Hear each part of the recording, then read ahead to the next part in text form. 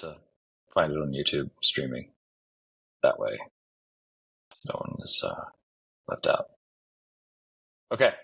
So Chris Green is our guest for this cohort module. I asked Chris to join us. And so to get started, so Chris, in our cohort, there are Lutherans of different stripes. There are Presbyterians. There is a Disciples of Christ. There's a few Episcopalians. There's no one who tracks exactly with your background. So I thought maybe it would be good just for you to kind of narrate your journey for folks so they can kind of place you and get to know you. So go. Sure. Focus specifically on preaching or just the broader spirituality? Well, no, this is just like, who is Chris Green? And how did you get from point A to where you are right now? I'm one of the people who knows least about that journey. I've been a little too close to it. That's a question for my parents and my wife and my kids probably. But it's a very Herwassian answer. It is, isn't it? I find that I have debts to him I've not acknowledged, much less paid. But I think probably the place to start, much like Harwas, is I was an Oklahoman and a Pentecostal. So I grew up amongst sweat and blood Pentecostals in rural Oklahoma. My dad was a mechanic, having before been a police officer, having before been a Marine. All of that excellent training for fatherhood. My mom worked for the newspaper. My grandfather, my mom's dad, lived and died, within a mile he died within a mile of where he was born. Although he did travel some when he worked for the oil rig. So those are the people I grew up around. Like very, very working class, intense Pentecostal spirituality. We were in church all the time, at least 4 times a week, every week, for hours every time. As I often say, every time we went, we put our bodies at hazard. Anything might happen. It was a circus. It was, but more intense somehow, because we really believed it. I mean, I can remember as a kid being convinced that the rapture was happening that night and that I was going to be left behind, like desperately trying to find my parents and not being able to find them in the mayhem of the altar service because all the adults were caught up into the third heaven. And it was that kind of intensity. Years later, when I went to Bible school, which was itself a Pentecostal Bible school, the level of intensity was so low compared to what I had known. It didn't feel real. It didn't feel church unless I thought I might die in my sins at the altar. And so that's what I grew up in. But I had no skills. So I grew up, in that community. I knew from a very young age that I would be a preacher, although I didn't know exactly what that meant because I didn't know how to picture myself in that future. There was that kind of tug. But I was also a strange kid. I had, again, no skills. I wasn't good at anything. So it was, by the time I started to become an adult, it became clear pretty quickly I was going to have to go to school because I had no other options. Like I could read, and that was it. And so I ended up at Bible school. I was too intimidated to try to go anywhere else and failed out. Like I was so socially overwhelmed. It was Oklahoma City, but it might as well have been Paris for me. I mean, it was so much. I failed out and traveled with an evangelist for a year. That's a terrible story in its own right. When I'm old and dying, if I live long enough to die old, I'll write that in the memoir. I'm waiting for him to die before I write it. But that was a lesson of its own for sure. And then while I was traveling with him, so at this point I'm 18, 19, I realized, yeah, I've got to go to school. That's what I can do. When I came back to school, then I had fallen in love with theology, started reading as seriously as I could, started pursuing that life. My senior year, I met Julie, who would be my wife.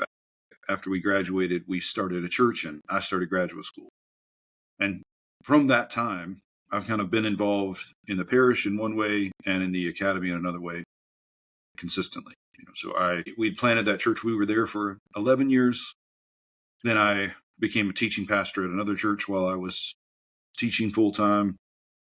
And then, kind of continued that dance from that point. Most of those have been classic Pentecostal or charismatic spaces. So old school Pentecostal or new school Pentecostal, mostly, not exclusively, but mostly. And many of those churches over the last decade or so have kind of pulled toward the Anglican tradition out of which they all came in the first place, which is how I came back to it. And so I was ordained, man, I don't know, 7 years ago, something like that. And then last year, out of the blue, was made bishop of our diocese. And that, has turned my life completely into a snowball rolling down the hill. But that's not really a move away. I mean, in so many ways, it is a change from what I grew up in. But in other ways, it's a deepening of that. Right. So I feel more Pentecostal than I've ever been, although the Pentecostals I first knew wouldn't call me one of them. So that's a bit of it. I mean, lots of intensity early on, but also there was a lack of clarity. There was no real kind of theological depth or clarity. I think it's part of the reason I was so hungry for it. And then I ended up reading my way right back into the roots of my own tradition. Okay. That's good. That's good. And for you, the rest of you, I want to return to that because I think Chris's story resonates with things that you all have said over like the last months in terms of being unsure about or being ambivalent about the backgrounds that begat you. And then also, I know some of you are also pastoring more working class, blue collar congregations that may seem a far cry from the academies that trained you. So I think there are connections there that are worth asking questions about. But Chris, this is a preacher's project, and coming up is Easter and Eastertide. But so I'd like you to talk about your thoughts on preaching the promise of resurrection. But before you attend to that, I've read a bit of what you've done using Jensen in terms of your understanding of a theology of preaching. So maybe start with your theology of preaching, and then we can get to Easter specifically. Absolutely. Yeah. And I should say, I can't overstate how indebted I am to Jens on this theology of preaching. I've written a couple of pieces that are kind of easily accessible. Al Kimmel's blog has a piece I did on Jensen's theology of preaching. That's a good kind of, for those who aren't familiar with it, that's a good place to start. But I later read Bonhoeffer's theology of preaching and realized how much resonance there is between the two. But I learned it first from Jens for sure. And the short of it is that preaching is a sacrament, that preaching is Christ addressing his people. And the act of preaching is sacred. It's definitive, central, life-giving act for the church and the church's witness in the world, that it happens as the preacher makes the gospel hearable from certain texts.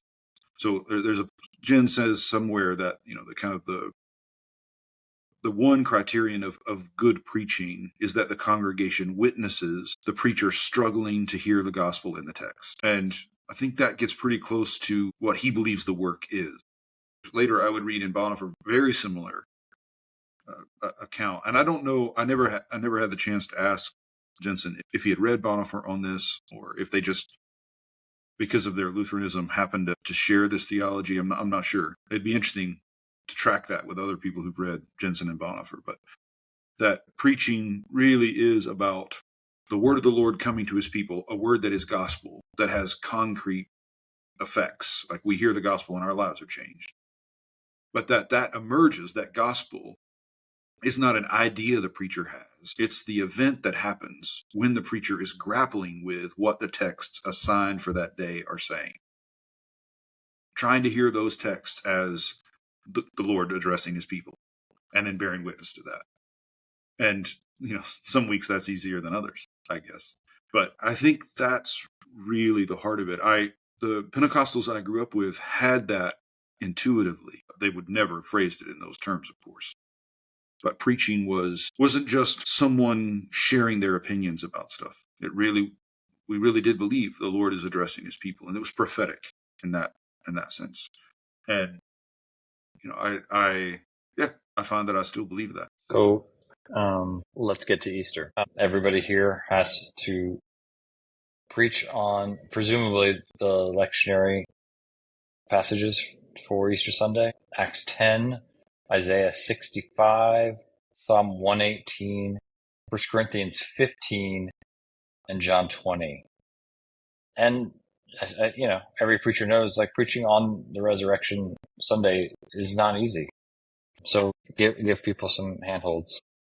Yeah, I do think I'm going to, just as a way of sparking conversation, let me say that as a generalization that has all kinds of exceptions.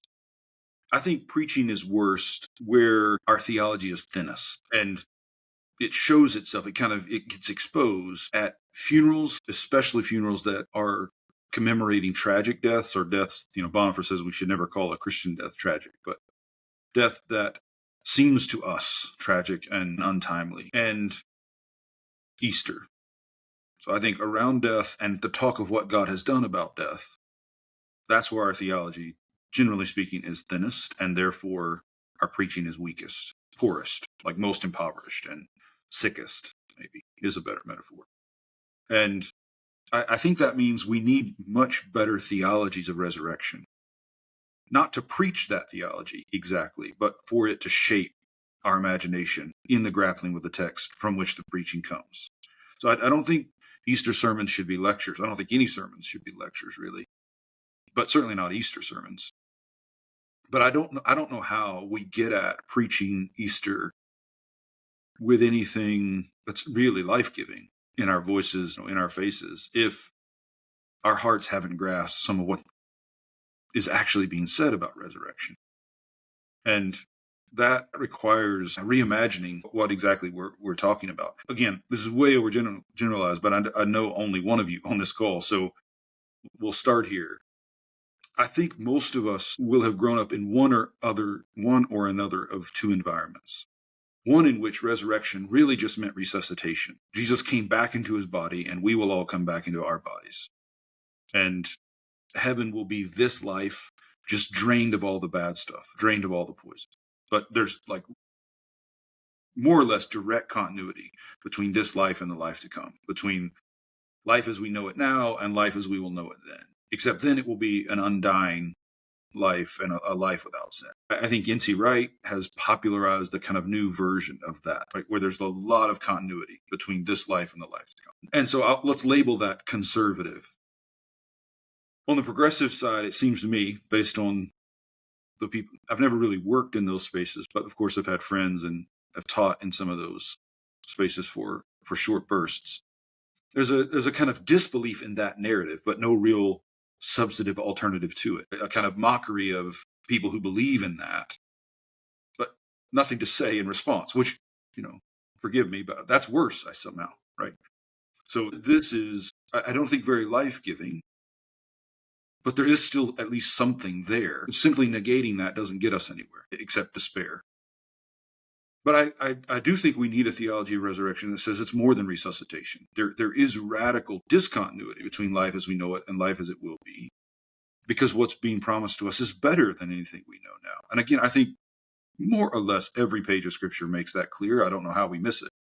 But, when Paul says, eyes not seen, ears not heard, it's not entered into the heart of a human being what God has prepared for us. We read that and then go right on to talk as if we've thought it all through quite clearly, actually. We know exactly what's going to happen. And so I think I would start there, Jason, with, are we reading theologies of resurrection? Jensen, of course, Ronner are two that I would start with, that are able to shift our imagination enough that we start to feel some of the awe and wonder, and even, I don't know if dread's the right word, but a sense of something like holy intimidation at the thought of what is going to be accomplished in resurrection. And until we feel some of that, I don't know that our preaching's ever going to carry much more than a report on whether or not we believe the stuff we've been told. And I do think there are times in sermons you have to testify. And I do think there are times in sermons you have to confess. And especially if you're preaching to the same congregation, there need to be moments in which you tell them, hey, this is what's really going on in me. But that can't be all we do. Mm-hmm. It can't reduce down to a weekly report from me about the state of my faith. I can't nourish people from that place. So I think we have to find some way of having a theology of resurrection that awakens in us, that hope against hope. I love Jensen, but I think Ronner has a nuance that Jensen misses. I mean, Jensen is so direct and blunt, and at times he doesn't have a lot of room for people who are struggling to make sense of that. And Ronner is much more pastoral in that sense. He recognizes that this is difficult and will be hard for some people to think through. In fact, in one of his Easter sermons, Ronner talks about what we need essentially in the Easter liturgy is time for those who have gathered in belief and those who have gathered in disbelief to embrace one another and awaken in themselves again the hope against hope. I think that starts to get at a nuance I don't think we want to lose. But yeah, I don't know if this is answering your question, but it's perhaps a gesture toward an answer. Like let's find theologies of resurrection that awaken our hearts to what's actually hopeful, even if it is a hope against hope. So if resurrection is not resuscitation, if it's not Jesus' life just starting up again, before we talked about the specific text assigned, what is the hope that you would push these preachers to grab a hold of? Yeah, so first, if we can just do a little bit of that theology. Resurrection is not the thing that happens to Jesus after he's been dead for 3 days. It's not an event on the timeline of his life. This is absolutely crucial. Resurrection is not one more thing that happens to Jesus after the other stuff has happened. Resurrection is the act of God on the whole of Jesus' life. So, if I'm in a classroom, I just draw a timeline up on the board and say, you cannot plot the resurrection on this timeline. The resurrection is something that happens to this timeline, the whole thing. This is why the Christ who is present is not only present to all people in all times, but he's present in his fullness. He's present as the babe in Mary's wombs and arms. He's present as the child in the temple. He's present as the man on the cross. He's present as the man in the garden weeping. He's present as the resurrected one. Therefore, as the one who's lived the fullness of this life, and in that fullness lived all lives. And we have to grasp that, right? We have to find theologians who help us in our own language grasp that's what's being claimed about resurrection. That human being who had this birth and this death, this timeline, that began in Mary's womb and ended in that tomb outside the city, like that man has been made Lord and Christ. And he is, to use a phrase from Rowan Williams, he is the heart of creation, that human being who had that life, that had this beginning and had this end. And resurrection is how that life came to be the source and guide and goal of creation. So what we're naming in resurrection really is the effect God's being God has on creation being creation. Nothing less than that. It's not one of the things that happens. It is the act of God in which all things are made right and set into harmony and drawn together. And how do you preach that? How do you articulate that? And I think you have to have a really clear. Now, of course, there's mystery here, but mystery doesn't mean lack of clarity. Mystery means an abundance so full that even though I'm clear about what is in front of me, that doesn't even begin to exhaust what's there. So, again, mystery is not shadow. Mystery is light. But it's too much light, right? And we can't take it all in. But I do think we have to take in at least this claim that resurrection is not something that happens in Jesus' timeline or on Jesus' timeline, but something happens to it. And that this is therefore the hope of all things. So one of the implications of that is that what we're preaching in Easter is not the turning of the seasons, right? We're not saying, well, we've been through a winter, but spring is here again, as always. That's Easter hope. No, it isn't. That's not Easter hope at all. Easter hope is the full and final setting right of all things, the healing and restoration into unexpected, unanticipated flourishing of all things. And it's not coming back to life or continuing the cycle of life. It is being filled with the life of God. And that has to somehow come through. One of the things I believe about preaching is what actually reaches people are not the ideas we hold, but what those ideas are doing to us in their witness. And so this is why I think grappling with that theology until your heart responds to it will then show up in the preaching. How could it not? But it without, some kind of straightforward lecture about what resurrection is or isn't. So, Chris, By the way, I think 1 Corinthians 15, let me say this real quick. I think 1 Corinthians 15, I learned this from John Baer. It's probably the only piece we have from Paul that really should be labeled Paul's theology. Like everything else we have from Paul really is pastoral response to particular situations. 1 Corinthians 15 seems to be essentially a lecture from Paul about what he believes resurrection is.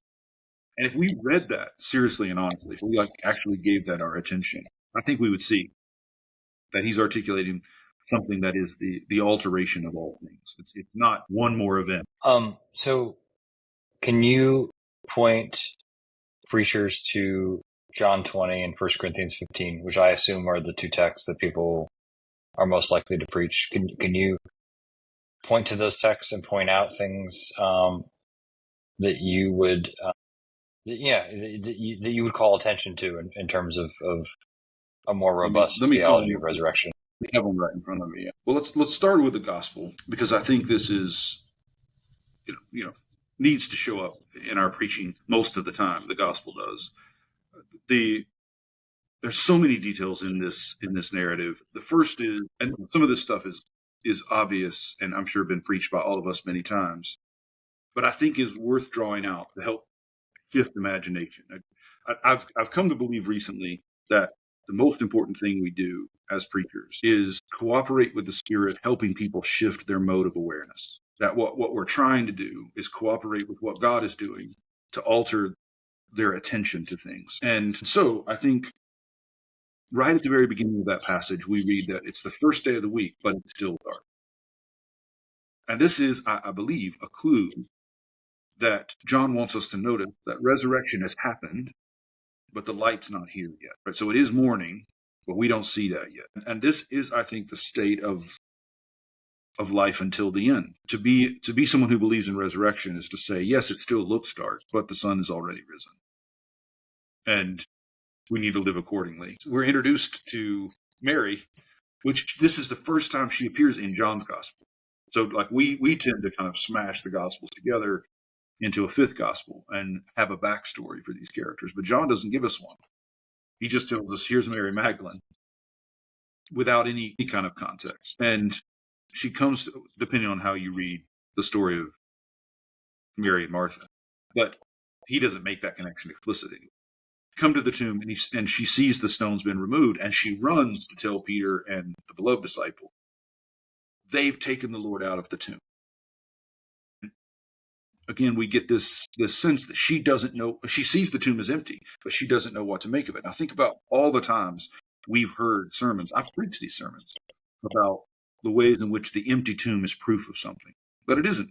The empty tomb doesn't prove diddly squat, as Oklahomans said. It doesn't prove anything.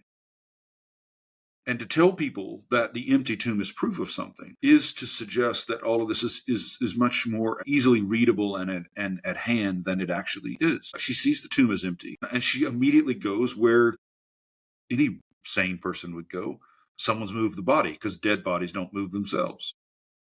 And okay, and again, I don't know all of you, obviously, or your backstories, but at least the folks that I knew best, that I've known best, I think there's this naivete that resurrection was just this joyous event in which the disciples find Jesus has beaten death. Glory, hallelujah. Let's celebrate. But the Gospels don't tell that story at all. At all.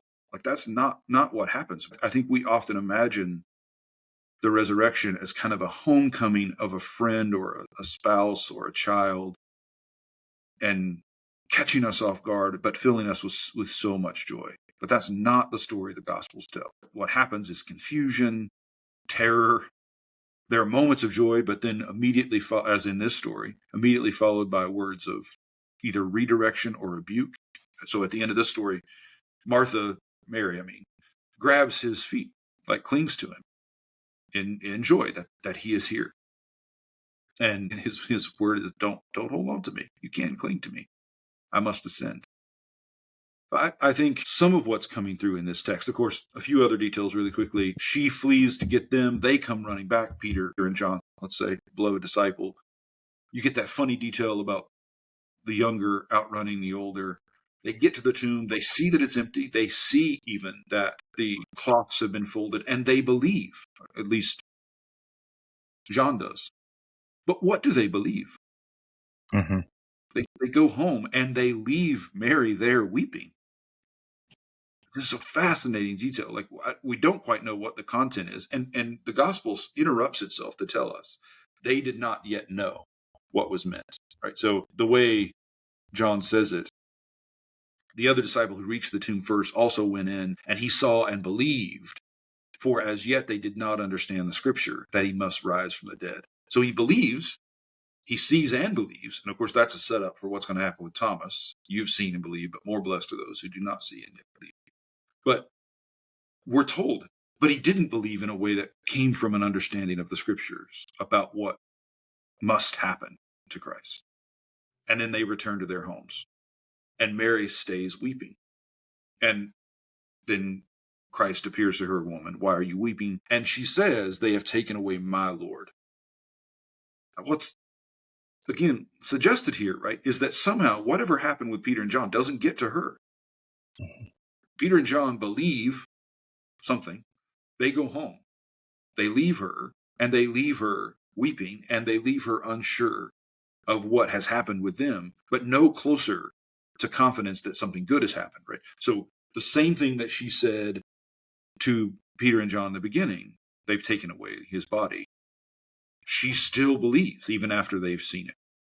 And at this point, Jesus addresses her, calls her by name, and she recognizes that he is who he is. And he immediately redirects her. Don't hold on to me. Go to my brothers and say, I'm ascending. My God, my Father and your Father, my God and your God. And so she does. I think the story as it's actually told in the Gospels is just constantly pushing back on our expectations, our assumptions, the way we think the story must have gone, and the way we think the story would go for us. And in part, preaching Easter is having that sense, which your heart is burning, that God is setting right all things, but also to attend to the ways in which it doesn't change much in the world, at least not at first. And somehow all of that has to come through. And what would you point to in 1 Corinthians 15? So what I said already, that, Paul thinks it's silly. I mean, he outright says, fool, do you think the resurrected body is the same as the body that was sown? And this is where those accounts of continuity, in which we're imagining resurrection as essentially our bodies at their prettiest and firmest being restored so that we can live life in the future in heaven to kind of maximal pleasure and enjoyment. Paul considers that silly. That's whatever resurrected body is. It isn't this body given perpetual youth. The resurrection, the body that he says is coming, we can't know what it is, but we know it will be changed, meaning it won't be what we know now, and that it will be changed in such a way that it becomes like Christ's body, a life-giving center, a site of the Spirit's work. I think Paul's pretty clear. Like, don't be stupid about this. Like, resurrection is not resuscitation. It's not this body. So there's that really, really lovely John Updike poem, Let Us Not Mock God. But it's bad theology. It's at least bad in relation to Paul. Because what Paul is saying is that is not that my heart's valves are going to fill again with blood. It's something I can't anticipate. And we shouldn't mock God with metaphor, but we also shouldn't limit the resurrection to resuscitation, because resuscitation is necessary in a world that's basic structure hasn't changed. Right? When Lazarus comes back to life, the world remains the world. Everything about the world remains in the same condition it was in before he died. And if that's all we're being promised in resurrection, that's not really the setting right of all things, and therefore is not Easter hope. That's good. So, Taryn, I'm going to give you the floor to ask a follow-up question. Why me? Because I feel comfortable making you go first. Thanks. Chris, I think my question is, a lot of this is, it sounds like talking about Easter, talking about the theological. Help me, I'm a preacher. I want to know, how do you do this? How do you take it from talking about this life that's different, about eternity? How do you deliver it? You talked about it being sacramental. So how do you imagine taking the step from, well, my guy's fruity. So how do you make this proclamation? How do you move about from theology to the sacramental proclamation? Yeah. So I think you have to have some sense in your heart of what's being promised is staggeringly good and hard to believe. Again, hope against hope. And if what we're talking about is easily assimilated, then we're not talking about the truth of Easter. You have to have that. And you also have to have some sense of how the way this works out in the world is surprising and mysterious and paradoxical. Again, it's Easter morning, but it's still dark. Peter and John come and believe, but what do they believe really? They leave. Mary's still weeping. She finally sees that it's Jesus and tries to cling to him and is told not to. So I think we have to come with those convictions. And we have to come with our own experience in that season and the experience of the people we're preaching to if we're pastoring them or living with them. And then this is the part I can't anticipate for anybody. What do you hear the Lord saying in those texts, giving all of that? And you're definitely going to get different advice from different people on this, no doubt. But I'm a believer in the idea that a sermon cannot be repeated, that we don't actually preach sermons.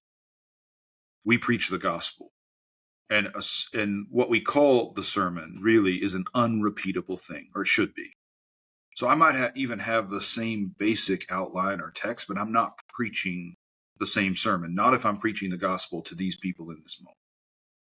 And there has to be something new in what I'm seeing in the text, not new in terms of a new insight, but a new way in which I'm touched or moved by it.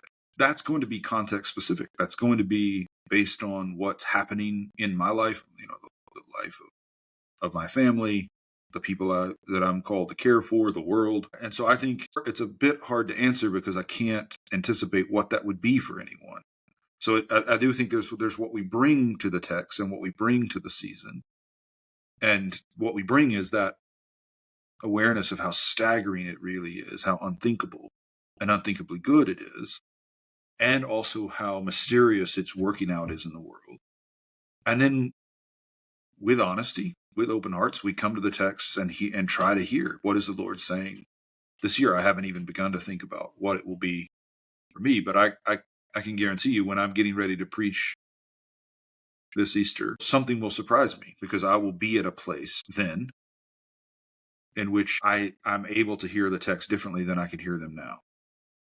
And so I think that surprise that comes, that's where the life of the sermon is.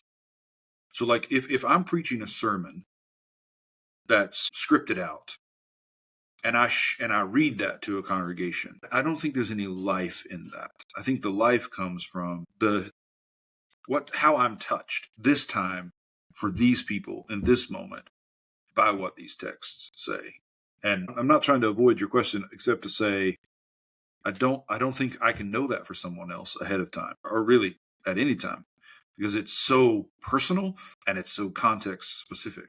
But I do, maybe this is the closest I can get to answering your question. I do think the sermon you preach on Easter and the one I preach should feel very distinct.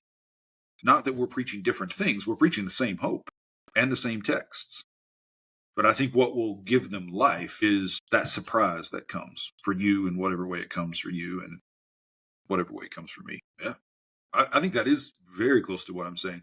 If, Ronner's Great Church Year, if you guys don't own that book already, everybody should buy it today. Called The Great Church Year, which is just sermons of his through the year. I mean, through the Christian calendar, through the liturgical year. And he's got all kinds of sermons about Easter. And one of the things that's really striking about it, just sit down and read them. Each one is different, and each one is different in length. Each one is different in tone. Each one is different in points of emphasis, and they actually press against each other. So, he'll have a sermon about the glory of Easter, but then the very next one will be a sermon about the ways in which Easter is too much to believe. It's too much to take in. And that was the one I was referencing a moment ago when he talks about hope against hope. And I think if we think about great preaching as something that really has shape over time, over a lifetime with a congregation, all of those notes should be there, right? There's not, preaching Easter is not a few notes, right? It doesn't have a particular aesthetic. It really should touch every aesthetic, and within every aesthetic, every possible register. So I think there are glorious sermons that are preached, in investments in 8-minute homilies, and there are that are true Easter sermons. And then there are Easter sermons that are, an hour long and sweaty with someone yelling into the microphone. And there are Easter sermons that are tearful and painful. And there are Easter sermons that are hilarious, full of laughter. And there are Easter sermons that are staggering under the weight of what's being claimed about what God is doing and has done in Jesus. So I think Easter is about everything. It touches everything. Hopefully, over the course of my preaching life and my life of serving a congregation, they hear it differently each year. It would kill me to think that I have a thing to say about Easter, and I just keep saying that same.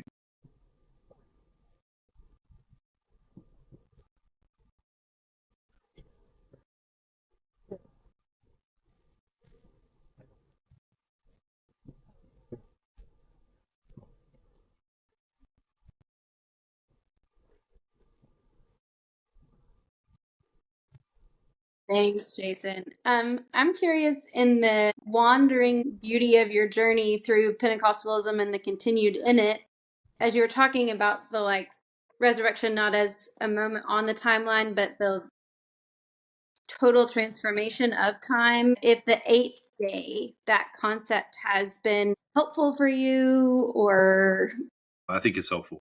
Come in, because that's when you started saying, I was like, 8th day, so helpful. Yep. So that's right. And I do think it's a really helpful language. Another way that I've tried to get at that very thing, Callie, is, this sermon has been preached in lots of different ways, but the Friday, the whole, it's Friday, but Sunday's coming. Are you guys familiar with this language? I will at times on Easter bring that up to say this is one of those staples in Christian preaching that we need to really put away for good. Don't say it's Friday, but Sunday's coming, for all kinds of reasons. But one of them is this. That does suggest that we're talking about a sequence of events, and that Friday's really bad, but something really good is coming. That's just kind of basic optimism. And Easter is not about optimism. This is, and I heard it first from Howard Wass, but this is what Bonhoeffer means when he says the resurrection does not address the problem of death, because resurrection is not the promise that we won't die. It's that we will die with Jesus. It's that we will share in his death, and we'll share in his death all of our lives. Right? The promise of Easter is that I get to share in Christ's death daily. And if I don't hear that as promise, I don't understand the gospel yet. Right? So that 8th day language, I think, is helpful because it pushes back on our notion that, yeah, there are bad things that happen. That's the cross. But good things will come. No. The good thing that's come is you get to bear the cross always. And the other side of that is that the cross is not a bad thing. Yes, of course, there's injustice there. Yes, of course, it's the worst thing that could happen. We kill God. But it is the way in which he is lifted up and draws all to himself. So Good Friday is not an analogy for where my life is going to hell. Good Friday is the place where God is glorified. And Easter is the vindication of that failure as glorification, as revelation. So Easter glorifies this man's life that ended in that ignominious death as the truth of God and the truth of every human being. And so I think 8th day helps us get there, helps us get that language, helps us get that shift in awareness that I talked about earlier. I at least, depending on how I'm feeling on any Easter, depending on how ornery or disruptive I'm feeling, I sometimes will try to draw up. Probably the most absurd thing I did was a kind of Kierkegaardian reverse, where I started off with basically that it's Friday, but Sunday's coming. Isn't it good that no matter what bad things happen in our life, God always shows up, and kind of got everybody on board with that idea, and then said, you shouldn't be agreeing with anything I just said. Like, all of that is just naturalist optimism. It's got nothing to do with the hope of the gospel. I was young and it went okay, but it was probably, I wouldn't do it again. Not like that. But that, I think, there's a playful way to do that. That wouldn't be demeaning to people. But I do think that we do need to help shift that awareness somehow with people that, hey, we're not talking about, don't worry about how bad things are right now. Something good will come. That's not the gospel. And somehow we've got to do that work in whatever way we can do it. Hey, this year I'm up. Chris, I co-pastor with my husband, and we take turns on Easter, Christmas. But I got Easter this year, so this is wildly helpful.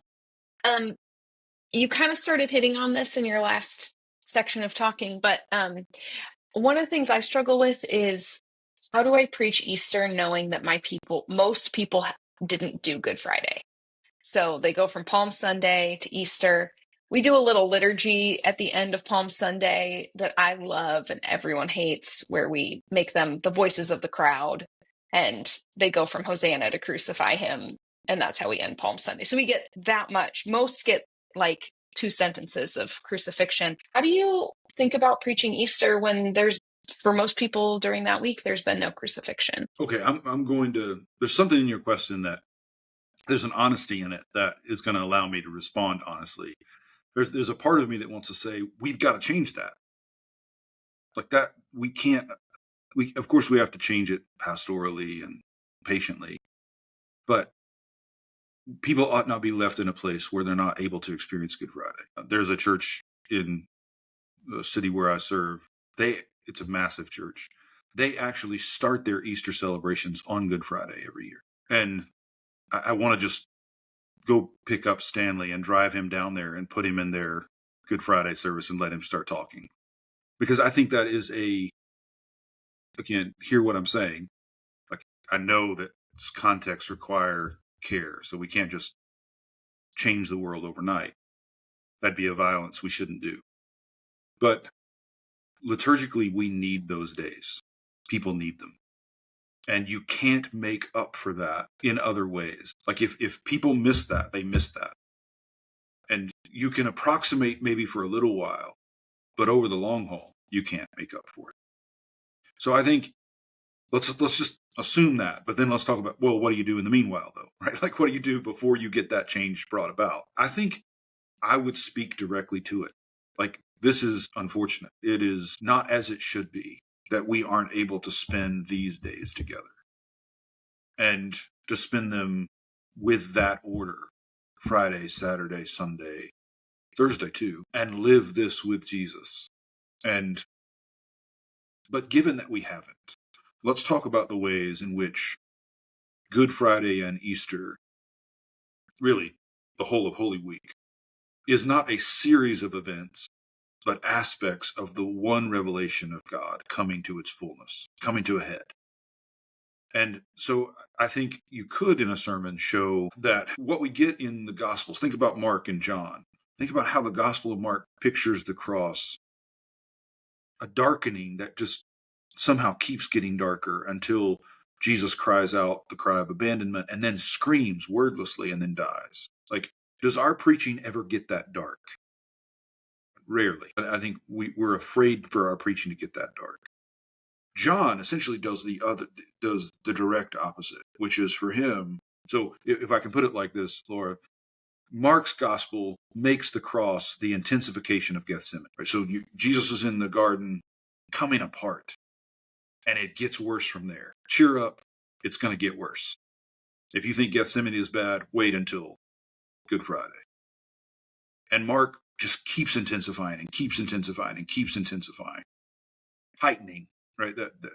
I heard some comedians talking recently about what makes for good sketch comedy. And they said it's heightening and heightening and heightening past the point of anyone's comfortability. And I think that's true of good preaching a lot of times. Like you just keep heightening it and heightening it and heightening it. So Mark essentially intensifies Gethsemane. And at least on one reading, he intensifies that not just for Good Friday, but for Easter. When the women come to the tomb and the tomb is empty, how do they respond? They flee afraid. So at least for those who argue that the gospel ends at verse 8, the last word of the gospel is fear, right? So that's Mark's gospel. But we also get John, where, the cross is glorification. The cross is the moment of being lifted up. The cross is the moment in which everything the Father has promised the Son is brought about in the world. So John intensifies transfiguration. Of course, there is no transfiguration story in the gospel. It's the cross. He intensifies transfiguration in the crucifixion. And both are true. And I think one way to preach that would be to draw that to people's attention, to say, these aren't contradictions. There's that wonderful line by Niels Bohr that the opposite of a profound truth is not a falsity, but an equally profound truth. That what is happening in Jesus is both simultaneously darker than any darkness has ever been and brighter than any light. And he therefore has claimed all of that space between the highest height and the lowest low, the brightest bright and the darkest dark. And your life fits in there. And the truth is, and this is where you can kind of bring it home in pastoral way, the truth is, and Callie, you said this at the beginning of our conversation today, there are aspects of your life right now that are dark, and there are aspects that are light. And the truth is, every person sitting in that room, at least every adult, will be able to see, there are parts of my life right now that are very much places of light, places that are on the mountaintop, places that are where I can see the glory of God in some way. And there are places at this very moment that are also dark and low. And I can see the sorrow, the tears of Gethsemane. And there are, of course, seasons in which one dominates the other. But I would argue that to be human means that those things are always going on. And this is why Paul says, weep with those who weep and rejoice with those who rejoice. Because the fact is, our lives are always both a weeping. There's occasion for weeping and an occasion for rejoicing, always. And the cross holds them both. And Easter holds them both, because these are aspects of one event. So that's a way, maybe, Laura, to try to nudge them toward, we need that fullness, and we need that time together. Last thing I'll say about this, though, I do think that what's happened to church attendance over the last 15 to 20 years, but really since COVID, has made preaching virtually impossible, because we don't have enough time with people. And therefore, we don't have enough time to share some of that fullness for them to get a feel for how much really is there.